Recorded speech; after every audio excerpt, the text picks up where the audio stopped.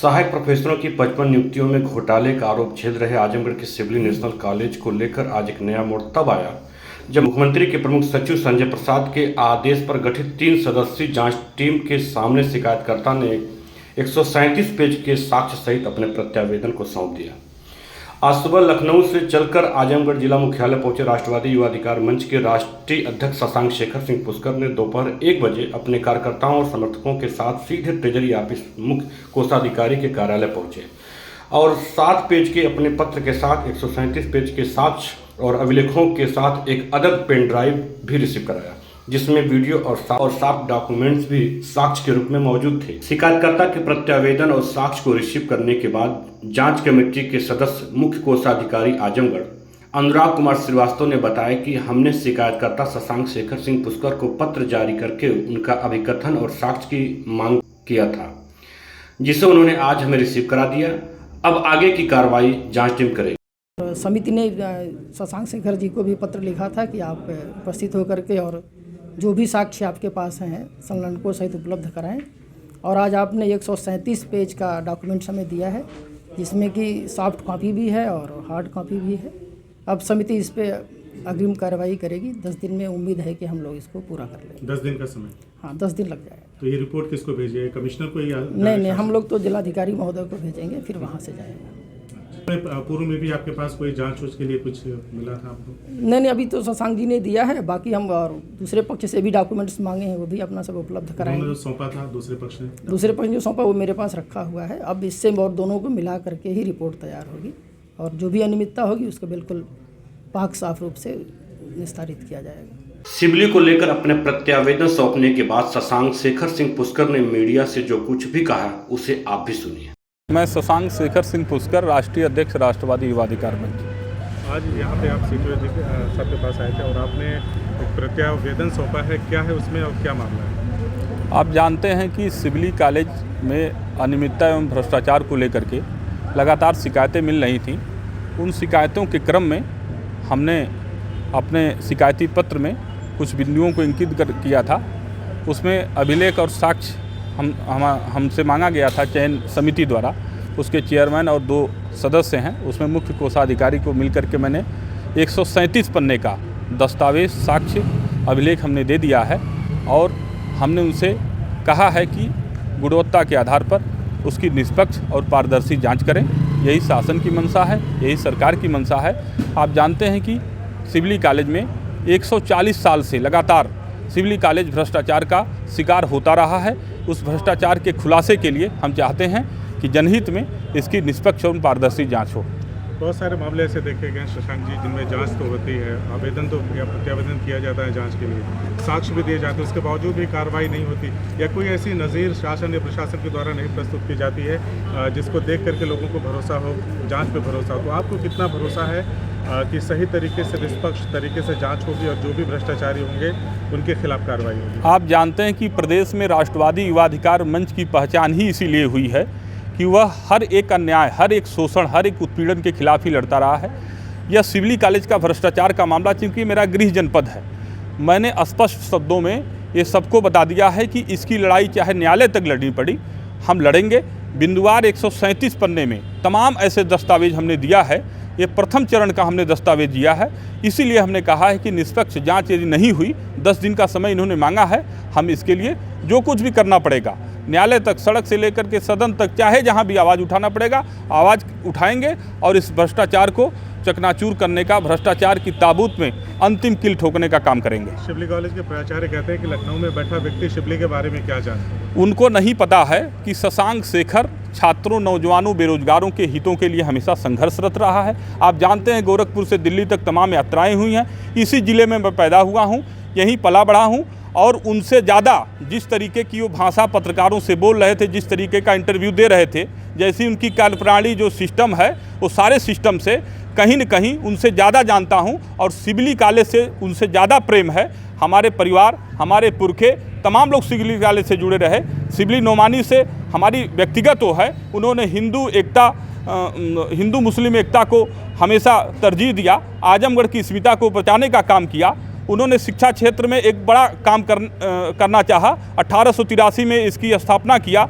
आज सिविली कॉलेज आज केंद्रीय विश्वविद्यालय हो जाना चाहिए था, लेकिन इन तमाम भ्रष्ट लोगों की वजह से तमाम प्रबंध कमेटी में इस तरीके के लोग रहे, जिसकी वजह से वह भाई भतीजावाद और अपने रिश्तेदारों को लाभ पहुंचाने के दृष्टिकोण से यहाँ के छात्रों के साथ, यहाँ की प्रतिभाओं के साथ, विशेष करके उन तमाम अल्पसंख्यक गरीबों के साथ अन्याय कर रहे हैं, उत्पीड़न कर रहे हैं। सिबली को लेकर मुखर रहे शशांक शेखर सिंह पुष्कर ने रोडवेज स्थित एक निजी होटल में प्रेस कॉन्फ्रेंस भी किया।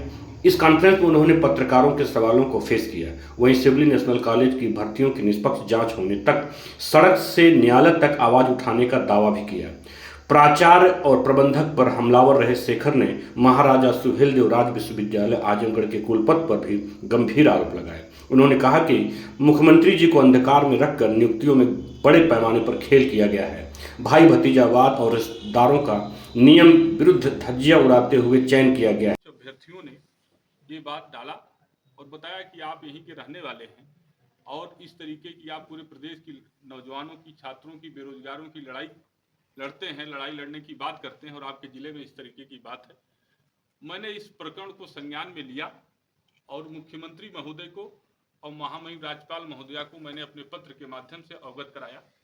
मैंने यह उल्लेख किया उसमें कि तमाम ऐसे नियम, उपनियम, तमाम ऐसे कानून बनाए गए, राज्य विश्वविद्यालय अधिनियम बनाए गए हैं, राजभवन के अधिनियम बने हैं, प्रमुख सचिव के नोटिफिकेशन है। मुख्यमंत्री जी ने जनवरी माह में एक घोषणा किया कि अब सभी का एक संयुक्त आयोग बनेगा, उत्तर प्रदेश शिक्षा सेवा चयन आयोग। तो सारे चयन आयोग की घोषणा के बाद सारे चयन आयोग ने, आप देखे होंगे कि उन्होंने अपने वैकेंसियों पर, नियुक्तियों पर रोक लगा दिया। लेकिन 20 साल से जो नियुक्तियां नहीं हो रही थी, सिबली नेशनल कॉलेज के प्राचार्य, जिसकी स्वयं में नियुक्ति फर्जी है, ये बताया जाता है कि वह जब 15 साल का न्यूनतम अनुभव उन्होंने लगाया था 2013 में, तो उन्होंने 15 साल का अनुभव दिखाया था। और जो पीडीएफ की बात है, पोस्ट डॉक्टरल जो उसमें उन्होंने फेलोशिप की बात कही है, उसको कहते हैं कि प्रेस वार्ता में कि मैंने इस पर कोई क्लेम नहीं किया है, जबकि वो अपने अनुभव में ये बताते हैं कि मैंने 2 साल तक ये फेलोशिप लिया है पीडीएफ। तो मुझे लगता है कि उसी का लाभ देते हुए उनको उस समय प्राचार्य बनाया गया था। इसके बाद शिकायत हुई, धारा 68 के तहत उनको हटाया गया। फिर किन परिस्थितियों से वो हाई कोर्ट गए, माननीय सर्वोच्च न्यायालय तक गए, तो माननीय उच्च न्यायालय और सर्वोच्च न्यायालय ने कहा कि राजभवन का जो निर्णय है, जो धारा 68 की जांच है, वह सही है। उस दौरान हटाए गए। वह जंतु विज्ञान के प्रोफेसर के पद पर थे। पुनः उनको नियमों को ताक पर रखते हुए, बगैर कोई कोरम पूरा किए, उनको पुनः उसी पद पर ज्वाइनिंग करा दी गई। यहां भी अनियमितता की गई। इसके बाद आप जानते हैं कि राज्य विश्वविद्यालय आजमगढ़ कितने संघर्षों के बाद आजमगढ़ की जनता, आजमगढ़ के लोग, आजमगढ़ के संभ्रांत लोग, तमाम पत्रकार और बुद्धिजीवी साथी सब लोगों ने संघर्ष करके आजमगढ़ विश्वविद्यालय की मांग किया। लेकिन इस विश्वविद्यालय की आड़ में यहाँ के जो वर्तमान के बीसी हैं, तत्कालीन बीसी हैं और अस्थायी बीसी भी नहीं हैं, वह लगातार प्राचार्य को संरक्षण देते हुए भ्रष्टाचार को बढ़ावा दे रहे हैं। ये तमाम प्रकरण संज्ञान में आने के बाद हमने मुख्यमंत्री जी से जो लिखित शिकायत की थी, उस लिखित शिकायत पर कमिश्नर को जांच का आदेश हुआ था, जिसपे 3 सदस्यीय कमेटी बनी हुई है। उस पर 137 पन्ने का साक्ष्य हमने प्रस्तुत किया है और हमने कहा है कि गुणवत्तापूर्ण जांच होनी चाहिए, निष्पक्ष और पारदर्शी जांच होनी चाहिए, क्योंकि यह लड़ाई सड़क से लेकर के, सदन से लेकर के, जरूरत पड़ी तो न्यायालय तक लड़ेंगे। इसलिए इस गंभीर विषय है, यह जनपद आजमगढ़ की चारागाह नहीं है, यह सबके लिए नियम नियमावली एक होती है। आप जानते हैं कि अल्पसंख्यक संस्थाओं को एक विशेष अधिकार की बात करते हैं। विशेष अधिकार में भाई भतीजावाद की बात नहीं है, परिवार की बात नहीं है, उसमें अल्पसंख्यक गरीब छात्रों की भी बात है, उन गरीब नौजवानों की बात है, उन तमाम लोगों की बात है। लेकिन चंद आधे % के लिए उन तमाम 99.5% के लोगों को इस तरीके से धोखा दिया जा रहा है, उनको गुमराह किया जा रहा है। उस तमाम मुद्दों को लेकर के हमने मुख्यमंत्री जी को अवगत कराया है कि इनको लिए कोई नियम, कोई कानून मायने नहीं रखता।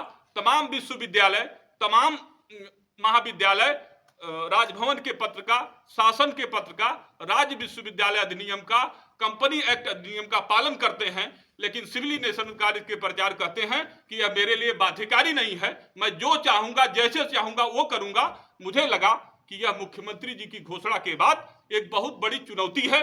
उन्होंने चुनौती देते हुए जो वैकेंसी 20 साल से पड़ी हुई थी, वो 20 साल की वैकेंसी को उन्होंने 4 महीने में, जनवरी के बाद से सारी पटकथा लिखी गई है। आप उच्च शिक्षा निदेशक, अभी अखबार में था कि वो पद पर रहने के योग्य नहीं है।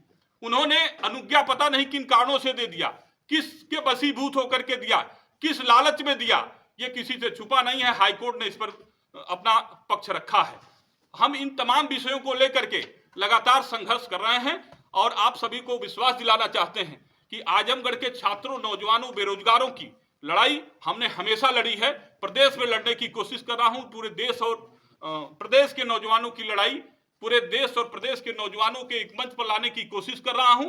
उस कड़ी में आप जानते हैं कि 1883 में सिवली कॉलेज, जिसका नाम सिवली नेशनल कॉलेज पड़ा, उसके बाद प्रयागराज, इसके बाद BHU, इसके बाद दीनदयाल उपाध्याय, ये तमाम यूनिवर्सिटी बनी, लेकिन यह सिवली नेशनल कॉलेज, आप अखबारों की सुर्खियां पढ़ते हो कि भ्रष्टाचार का महाविद्यालय। इस तरीके की खबरों से यहाँ के सिवली कॉलेज की अस्मिता पर भी सवाल जांच समिति के सामने अपनी रिपोर्ट, और कब तक उसकी लिमिटेशन कब तक है, कब तक? मैंने कमेटी के मेंबर को दिया है। उन्होंने कहा है कि मैं इस पर गंभीरता से करूंगा। बहुत कुछ आपने दे दिया है और मैं 10 दिन के अंदर इसकी रिपोर्ट दे दूंगा और न्याय होगा और सारी चीजें हमारे संज्ञान में आ चुकी हैं और उसको हम निष्पक्ष जांच करके शासन को अवगत कराएंगे। जांच तो चल ही रही है, पूरा संभावित जांच चल रही है, तो इसका क्या आप राजनीतिक तूल भी दिया जा रहा है क्या? नहीं, कोई राजनीतिक तूल नहीं है। आप जानते हैं कि आजमगढ़ राजनीति करने वाले, MP MLA बनाने वाले तमाम लोग रहे, कोई भी राजनीतिक दल इस मुद्दे को नहीं उठाया होगा।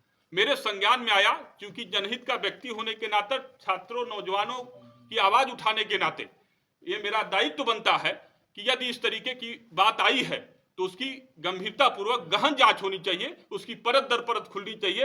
यदि भ्रष्ट प्राचार्य हैं तो उस भ्रष्ट प्राचार्य की जगह जेल होनी चाहिए, उनकी जांच होनी चाहिए और उनकी नियुक्तियों की जांच कि उनको अनुमोदन देने वाले BC आखिर किस लाभ के तहत उन्होंने ऐसा किया।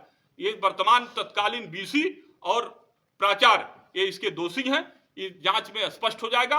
जांच होने दीजिए, जांच में दूध का दूध और पानी का पानी हो। तो जांच अगर हो गई तो क्या इनको जेल भी जाना पड़ सकता है? बिल्कुल जाएंगे और मैं कहता हूं कि ऐसे भ्रष्टाचारियों को जेल भेजने के लिए हर स्तर की लड़ाई लड़ना चाहिए अगर कोई इस तरीके का काम कर रहा है। कोषागार गए थे आप, तो क्या तात्पर्य था कुछ का? अरे भाई, मैंने बताया कि जांच कमेटी बनी है। जांच कमेटी ने हमसे साक्ष्य और अभिलेख मांगा था, तो मैंने 137 पन्ने का साक्ष्य, अभिलेख और पेन ड्राइव, उसमें तमाम रिपोर्ट, तमाम वीडियो, ऑडियो, जो भी सारी चीजें हैं उनको उपलब्ध कराई गई हैं। वह प्रथम चरण का रिपोर्ट है 137 पन्ने का।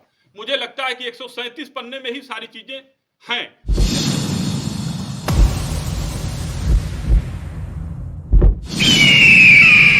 आप देख रहे हैं शार्प रिपोर्टर।